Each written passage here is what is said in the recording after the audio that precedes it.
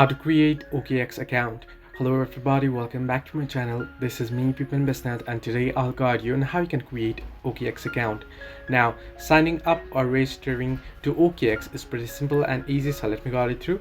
What you can do is you can simply head over to the Okx website and click sign up in the top right corner. Now if you are on the application, you can simply open up the application. Now remember, you can get the application on your Play Store or App Store. You can simply search in for Okx depending on your device. So once you do so, you want to install it and then you want to open it up. Once you open it up, you'll get this pop-up here. You can see on the screen the interface that says sign up or login. So you want to simply tap on sign up login tab. Once you tap on it here, you can see you'll get the option to sign up. You can simply tap on sign up and you can enter in the details by yourself and sign up. However, the easier way is to simply tap on sign up login, and then at the bottom of your screen you can see you'll get the option to continue with Google account or Telegram.